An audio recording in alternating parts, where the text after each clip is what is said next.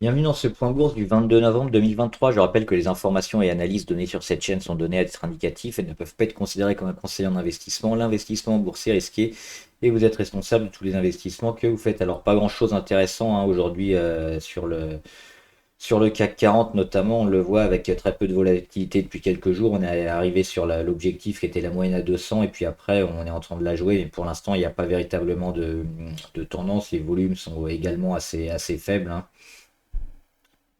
pour une journée sur l'indice français.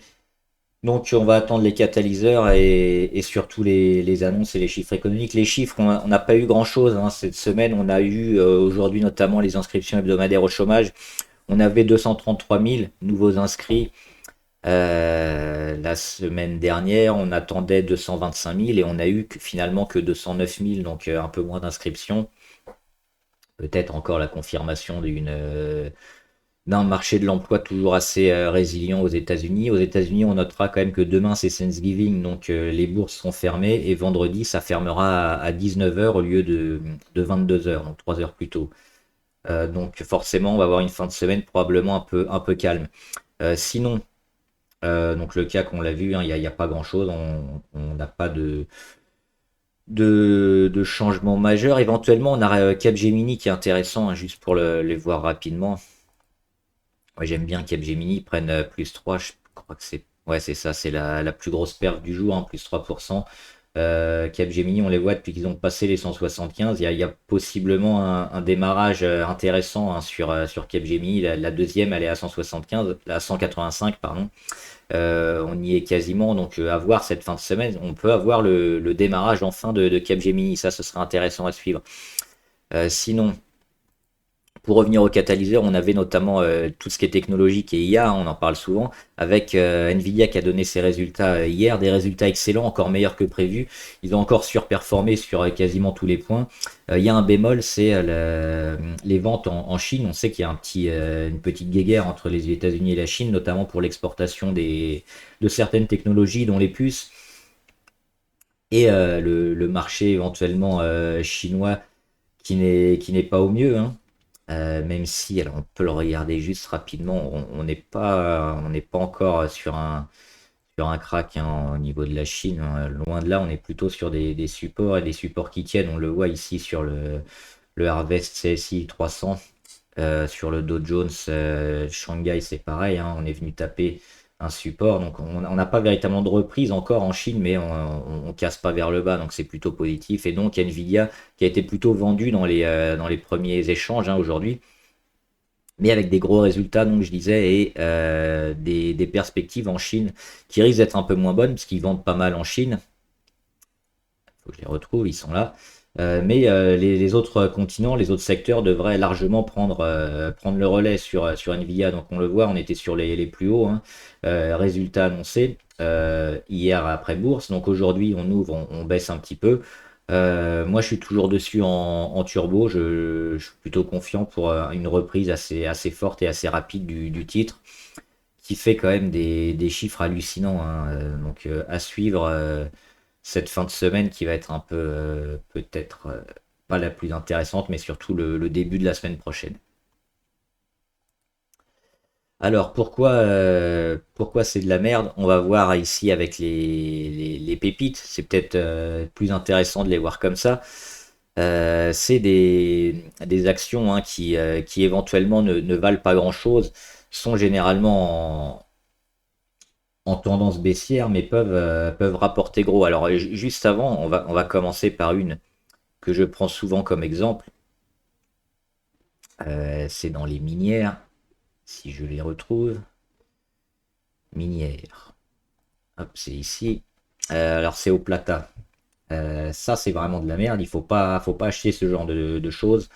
Qu'est-ce qu'on voit ici? C'est un graphe qui fait que descendre, et quand ça monte assez violemment, on repère tout. Alors il faut vraiment les prendre, les jouer en très court terme, celles-là, et les prendre dès le début. Et encore, c'est compliqué éventuellement de sortir, hein, parce on n'a pas toujours la contrepartie pour sortir, et des fois on a une certaine illiquidité des titres. Donc on voit comme ça des grosses perfs, on se dit qu'on peut gagner beaucoup, mais ça fait que descendre. Et puis on les voit au niveau des volumes, hein. Avant, il n'y a rien, c'est-à-dire qu'il y a beaucoup de dilution. Donc attention à ce genre de choses. Au Plata, c'est un bel exemple.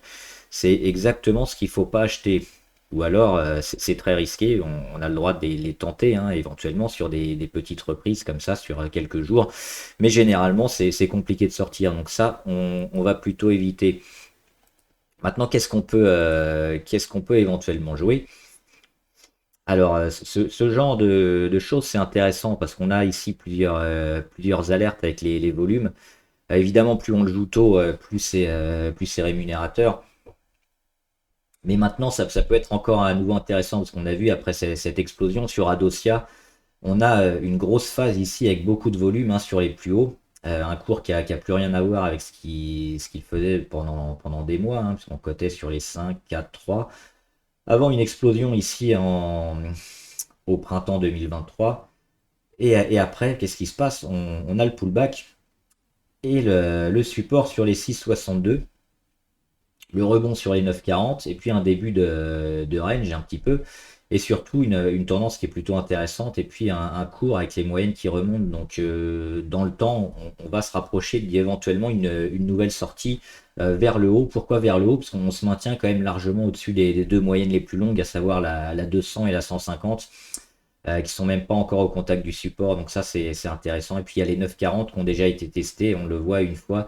On est pareil en embuscade dessous. Donc ça peut être le genre de valeur un peu risquée, un peu spéculative. Attention, hein, toutes ces valeurs-là qu'on va voir. Faut pas mettre du all-in ou du 30% de son portefeuille dessus. Faut faire attention, mais ça peut rapporter beaucoup, jusqu'à 100% et plus pour certaines. Donc voilà, Dosia, ça peut être pas mal. Selectis aussi, c'est pareil. On a eu ce gros pic de volume, on en avait déjà parlé, Selectis, et puis comme d'habitude, on regarde la moitié du gros chandelier. En l'occurrence, c'est celui du 1er novembre. On revient dessus, on rebondit. Après, qu'est-ce qu'on attend? Bah, c'est la perte de volatilité, le travail, l'accumulation, et éventuellement le deuxième démarrage. Donc c'est-à-dire que dans quelques jours ou quelques semaines, probablement début décembre, on peut espérer, hein, un retour, ou même avant, peut-être fin novembre. On peut espérer quoi, c'est ça, hein, sur Selectis, un petit travail comme ça et casser fortement dans quelques jours. Alors on a la MACD quand même assez très haut, très très fort, mais on a toujours des chances, hein, si on a une belle news ou des grosses rentrées d'investisseurs aussi, d'avoir un retour. On surveillera surtout les 2,27. Ça peut repartir fort également, hein, sur Selectis. Et on a des pourcentages qui vont être énormes, parce que si on rebondit sur les 2,7, les 2,27, et qu'on va chercher la résistance ici à 4, on fait du 70%. Donc c'est un exemple assez marquant. Inventiva. Alors voilà, attention, hein, sur Inventiva, on voit que ça descend énormément, ça descend beaucoup. Mais dernièrement, on est un peu resté sur le support des 3,40 et on voit qu'on va mécher un peu en dessous et c'est toujours racheté. On a aussi un regroupement de toutes les moyennes mobiles et du cours ici depuis le mois de juin-juillet, hein. Ça commence même un peu après, plutôt le fin juillet-août. Et regardez les moyennes ici, elles sont toutes regroupées dans les Bollinger ici, entre les, les Bollinger en violet. Donc c'est extrêmement court, on va même les mesurer. Il y a même pas 6% entre les 5 moyennes mobiles les plus longues. Donc oui, c'est intéressant. Il y a vraiment une perte de volatilité, un phénomène d'accumulation intéressant. Et puis pareil, ça peut partir fortement. Donc il y a un petit va, peut-être une spéculative intéressante à avoir, qui a déjà eu sa période d'accumulation et qui cherche un retournement. McPhee ou MC5, alors pareil sur l'hydrogène, on en parle souvent, assez décevant, hein, depuis plusieurs mois. Mais qu'est-ce qu'on a dernièrement? On a ça, on surveillait ici avec cet oblique ici court terme. On a surtout l'autre, hein, c'est celle-là qu'on suit particulièrement, avec un point d'impact ici début novembre, début décembre 2021, le deuxième avril 2022, après on l'a en février 2023. Donc c'est véritablement cette oblique-là, hein, la plus longue, qu'il faudra casser pour donner un beau signal. Mais on a une deuxième un peu plus court terme qui peut être intéressante aussi, que le cours suit. On le voit, hein, le cours la suit tout le temps. Et là, on est en train enfin de s'en affranchir avec un support à 3,34. Si on revient sur les 3,34 et qu'on commence à repartir, on peut espérer le point bas aussi sur McPhee. Donc pareil, spéculatif, mais avec des pourcentages aussi très élevés à avoir, d'autant qu'on a un petit pic de volume intéressant, hein, qui est en train de se former sur la valeur. Alors même scap, intéressant aussi, il aurait fallu jouer le premier pullback, hein, qui est souvent acheté. Malheureusement, c'est loupé, c'était au mois d'octobre. On le voit sur le semi-conducteur, notamment français, qui a explosé ici fin 2022, donc il a fait une année 2023 monstrueuse, hein, parce qu'en un peu plus de 8 mois, il a fait 566%, donc c'est énorme. On est monté jusqu'au 6, et puis on a consolidé où? Bah, sur la moyenne à 200, ici, sur le support à 4. On va regarder avec une mèche le 23 octobre. Derrière, ça repart. Souvent, les premiers rebonds comme ça sur des séquences haussières sont achetés. Donc, c'est parti. Donc là, ce qu'on va voir sur Memscap, c'est un peu la force du rebond, hein. Est-ce qu'on arrive à revenir sur les 6,76 ou alors elle va avoir un rebond un peu moins important et puis le début de la construction. Donc c'est ces zones-là, entre les 4 et les 6,76, et puis voir aussi les volumes et éventuellement les portes d'entrée au niveau des indicateurs, que ce soit la MACD ou le RSI, hein. Si on retrouve un peu en territoire négatif ou le RSI proche des 30, ça pourrait être intéressant de rentrer, ça nous donnera une marge supplémentaire pour avoir des cours favorables sur les premiers jours notamment. Pour l'instant, il faut encore que ça construise. C'est pas trop le moment de rentrer. Mais c'est une valeur super intéressante aussi. Nanobiotics. Nanobiotics, on le voit avec ce chandelier-là, hein, du 5 mai. Boum, un gros chandelier vert, gap aussi à l'ouverture. Après, on accumule au-dessus, on remet un nouveau gap. Donc c'est très fort. On a ici la phase de retournement. On va chercher les plus hauts et les résistances. La résistance des 9,39, hein, qu'on a dépassé à peine. Et on revient où? Bah, sur la moyenne à 200, c'est un peu ce qu'a fait Memscap juste avant. Donc c'est pareil. Ça peut être ici, moyenne à 200, phase d'accumulation. On est un petit peu au-dessus des 30, hein, niveau RSI, on est à 37. Il faudra casser cette oblique-là, mais on peut la casser dès le premier coup, hein, en partant d'ici. Retrouver notre oblique ici avec une grosse journée, par exemple. Hop, casser directement. Donc c'est maintenant probablement qu'il faut tenter Nanobiotics. Si on se maintient et si on reste autour de la moyenne à 200 là aujourd'hui, malheureusement elle vient de casser. Hier elle a cassé et aujourd'hui on n'arrive pas. Donc il faudrait quand même se replacer un petit peu au-dessus et ce serait une action à tenter probablement, hein, pour aller chercher de gros pourcentages assez rapidement. Aux immunothérapies, on en avait parlé également, hein, suite à cette grosse explosion, on le voit avec les volumes. Alors derrière, qu'est-ce qu'elle fait? Elle va marquer des plus hauts avec les résistances. Hop, la résistance ici des 7,40, hein. On l'a frôlé. On l'a frôlé avec la mèche, puisqu'on s'est arrêté ici sur les 6,24. Derrière, qu'est-ce qu'on fait? On revient à la moyenne. C'est-à-dire qu'on va mettre un point bas, on va mettre un point haut, et puis on va taper un peu entre les deux. On va perdre en volatilité, c'est ce qu'elle est en train de faire. Elle est en train de perdre en volatilité, elle est en train d'accumuler sur des mêmes niveaux, et surtout elle comble pas le gap, ça c'est pas mal, parce que quand on a un gros gap comme ça qu'on va pas combler, c'est plutôt un signe de force, hein, sur les grosses explosions avec volume, parce que d'habitude les gaps, faut plutôt les combler, mais dans ce type d'action, avec des rentrées de volume monstrueux, hein, par rapport à ce qui s'est fait avant, généralement il faut pas les combler, hein, il faut se maintenir au-dessus et repartir. Donc là, on est déjà dans la deuxième phase. Ça peut être intéressant, hein, parce qu'on voit aussi que la valeur va jouer probablement un retournement. Et il y a eu pas mal de volume. On attend un nouveau pic peut-être qui annoncera l'explosion. Donc pareil, c'est une valeur intéressante à jouer dès aujourd'hui. Post-Netherlands.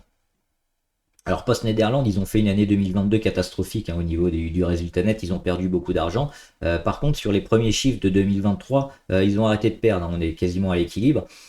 Donc ça, c'est plutôt intéressant. On pense que le plus dur est passé sur Post-Netherlands. Donc le support ici, de fin octobre 2022, a été testé plusieurs fois et a tenu, on le voit, hein.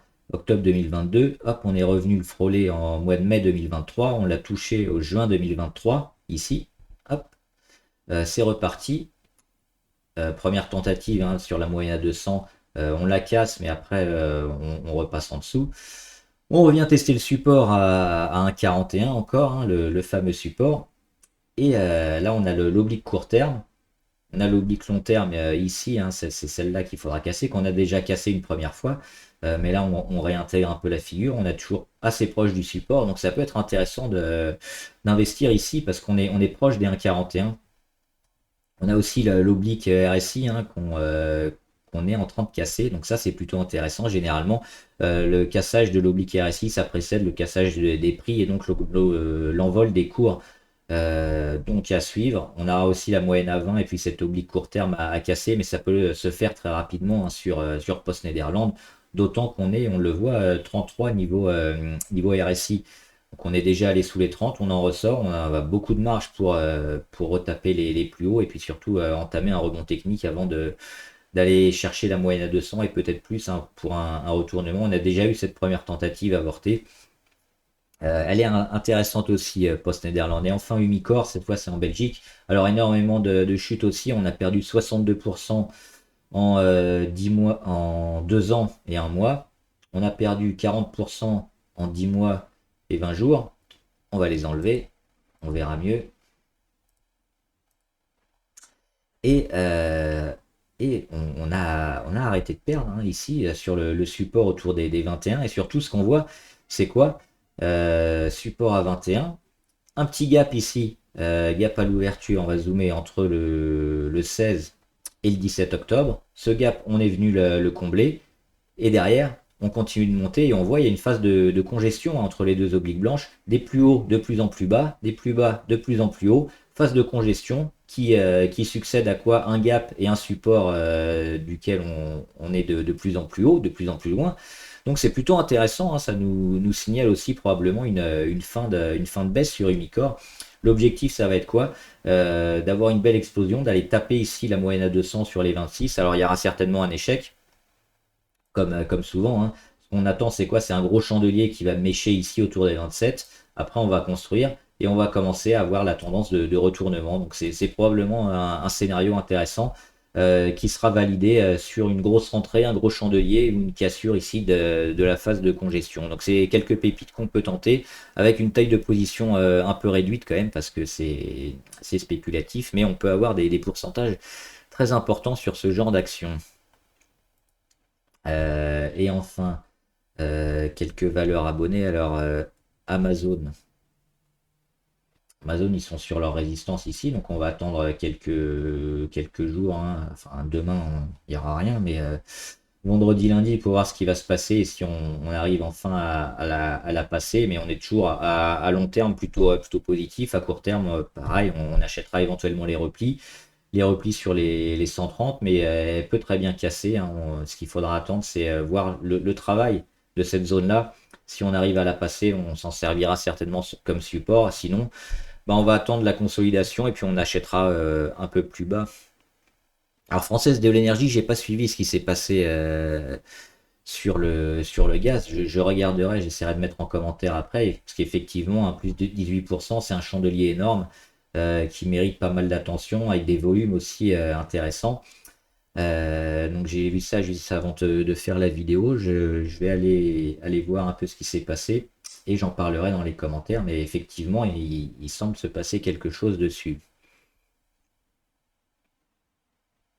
Et alors TGS, la version norvégienne, ici, on a une phase de consolidation hein, qui se passe depuis le printemps dernier, avec des plus hauts, pareil, de plus en plus bas, des plus bas de plus en plus haut, avec un support intermédiaire qui s'est fait ici, hein, notre vrai support qui est sur les 116, le support intermédiaire sur les 120, 129 environ. On travaille, mais on travaille en dessous de la moyenne à 200. Alors pour l'instant, elle n'est pas encore baissière, donc c'est pas catastrophique. On a toute cette zone-là de congestion qui va être intéressante. Donc comme d'habitude, hein, le scénario, on va dire, le scénario positif, c'est quoi? C'est retravailler ici, hop, et puis casser. Puis si on vient casser ici, hop, peut-être un peu une petite phase de conso et ça va lancer. Donc c'est ça qu'il faudra acheter, hein, la cassure de l'oblique rouge ici. À l'inverse, bah, si on revient ici tester le support et qu'on casse, il faudra oublier. Donc toute cette phase ici de congestion à surveiller et puis à voir qu'est-ce qui va être cassé en premier. Est-ce que ce sera l'oblique de consolidation ou le support à 129? Et enfin Twax. Alors Twax, on le regarde plutôt en long terme. On a eu une belle réaction avec pas mal de volume, hein, dernièrement sur Twax. Même en journalier, on a du mal à voir ce qui se passe. C'est plutôt en hebdomadaire, hein. On voit véritablement ce qui se passe sur Twax. On le voit ici avec cet oblique ici très long terme. Parce que ça date ici de 2007, 2011. Ici, on a été loin, mais il y avait un petit rebond en 2017. 2021 et puis là c'est 2023 avec le support aussi en 2020. Donc on voit quand même on a une phase de retournement qui est quasiment en train de se faire, qui était en train de se faire ici, hein, depuis le mois de mars 2022 et malheureusement on a cassé. On va revenir au journalier. C'est cette zone là, hein, c'est encore changer la couleur décidément. C'est les 6,92 sur lequel on avait méché quelques fois, qu'on était revenu travailler et finalement on l'avait cassé et on travaillait en dessous depuis pas mal de jours. Donc toute cette période-là, hein, c'était un peu un signal de vente, hein, et sur lequel il fallait partir sur Twax. On avait le support ici qui était testé et qui était en train d'être lâché. Donc derrière, qu'est-ce qu'on fait? Catastrophe. Et puis finalement, là, il est en train de faire un rebond, mais c'est pour l'instant juste un rebond technique. Alors oui, il y a pas mal à se faire si on l'a arrivé à la prendre dès le début. L'objectif, il est où? Sur la moyenne à 200, on en est très proche, donc on va certainement aller ici, hein. Hop, le petit stylo, on va faire quoi? On va peut-être travailler quelques jours comme ça. Et après, on va consolider. On va mettre des plus bas un peu moins bas, des plus hauts un peu moins haut, une phase de congestion. Et puis, on va sortir où? On va sortir vers le haut, il faudra acheter. On va sortir vers le bas, il faudra oublier. Donc, ça mérite encore pas mal de construction sur Twax pour véritablement avoir un investissement un peu long terme. Parce qu'on le voit, hein, en journalier, c'est vraiment du spéculatif. C'est plutôt en hebdo, hein, qu'il faudra se placer sur ce titre-là. On le voit avec à nouveau l'oblique ici, l'oblique très long terme à casser à nouveau. Voilà, j'espère que la vidéo vous a aidé. Dites-moi ce que vous en pensez. Puis dites-moi aussi la valeur fondamentale que vous voulez qu'on analyse pour ce week-end. Bon trade, à plus.